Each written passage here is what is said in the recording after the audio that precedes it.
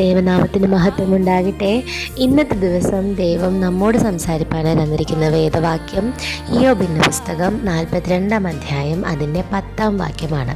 ഇയ്യോബ് 42 10 ഇയ്യോബ് തൻ്റെ സ്നേഹിതന്മാർക്ക് വേണ്ടി പ്രാർത്ഥിച്ചപ്പോൾ യഹോവ അവൻ്റെ സ്ഥിതിക്ക് ഭേദം വരുത്തി അവന് ഉണ്ടായിരുന്നതൊക്കെയും ഇരട്ടിയായി കൊടുത്തു. ഈ വചനവും നമുക്ക് അറിയാവുന്ന വചനമാണ്. ഇയ്യോബിൻ്റെ സ്റ്റോറി വായിച്ച് മനസ്സിലാക്കിയവർക്ക്, അല്ലെങ്കിൽ ഇയ്യോബിൻ്റെ സ്റ്റോറി കേട്ടിട്ടുള്ളവർക്ക് ഇത് പെട്ടെന്ന് കണക്ട് ചെയ്യാനായിട്ട് പറ്റും. അപ്പം ഇയ്യോബ് എന്ന് പറയുന്ന മനുഷ്യന് ഒരു കാലത്ത് എല്ലാം ഉണ്ടായിരുന്നു.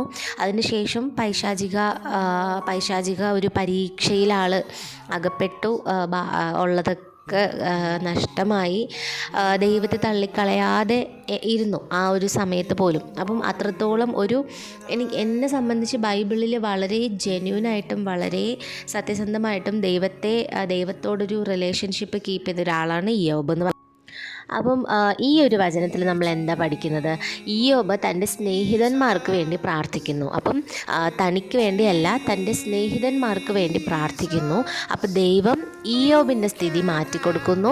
ഇയ്യോബിനുള്ള സമ്പത്തും കാര്യങ്ങളും എല്ലാം ഡബിളാക്കി കൊടുക്കുന്നുണ്ട്, ഇരട്ടയായി കൊടുക്കുന്നുണ്ട്, ഡബിളാക്കി. അപ്പം നാം ഇതിൽ കൂടി എന്താ പഠിക്കേണ്ടത്? അത്രയും ദൈവത്തോട് ഒരു സ്നേഹമുള്ള മനുഷ്യൻ, അത്രയും ദൈവത്തിൻ്റെ സപ്പോർട്ടുള്ളൊരു മനുഷ്യൻ തൻ്റെ ഫ്രണ്ട്സിനായിട്ട്, തൻ്റെ സ്നേഹിതന്മാർക്ക് വേണ്ടിയിട്ട് പ്രാർത്ഥിക്കുകയാണ്. അപ്പം നമുക്ക് എത്ര തന്നെ എല്ലാം സമ്പത്തും മക്കളും കുടുംബവും വീടും ജോലിയും എല്ലാം ഉണ്ടെന്ന് പറഞ്ഞാലും നാം അടുത്തവരോടുള്ളൊരു സ്നേഹം, അല്ലെങ്കിൽ അടുത്തവർക്ക് വേണ്ടി നമുക്ക് പ്രാർത്ഥിപ്പാനായിട്ട് കഴിഞ്ഞില്ല എന്നുണ്ടെങ്കിൽ നമുക്ക് കിട്ടാനിരിക്കുന്ന ഡബിൾ ട്രിപ്പിളായ ബ്ലെസ്സിങ്സ് ഒക്കെ ചിലപ്പോൾ നമുക്ക് നഷ്ടമായെന്ന് വരും. അപ്പം നമ്മളൊരു ജോലിയിലായിരിക്കുന്ന സ്ഥലത്ത് നമ്മുടെ കൂടെ ജോലി ചെയ്യുന്നവർക്ക് വേണ്ടിയിട്ടും, നാം വീട്ടിലായിരിക്കുമ്പോൾ നമ്മുടെ കുടുംബക്കാർക്കും നമ്മുടെ ഫ്രണ്ട്സിനും നമുക്ക് എല്ലാവർക്കും വേണ്ടിയിട്ട് നമുക്ക് പ്രാർത്ഥിപ്പാനായിട്ട് കഴിയണം.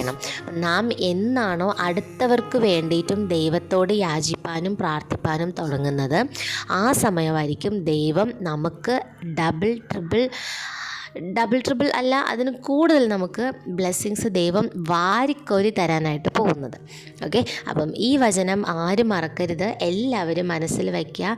നമ്മളെപ്പോലെ തന്നെ അടുത്തവരെയും സ്നേഹിക്കണം, അടുത്തവർക്ക് വേണ്ടി പ്രാർത്ഥിക്കുകയും ചെയ്യണം. അപ്പോൾ ഈ വചനം ആരും മറക്കരുത്. നമുക്ക് നാളെ വീണ്ടും ഒരു പുതിയ വചനവുമായിട്ട് മീറ്റ് ചെയ്യാം. അതുവരെ ദൈവം എല്ലാവരെയും സന്തോഷത്തോടും സമാധാനത്തോടും വഴി നടത്തട്ടെ. Praise the Lord. ആമേൻ.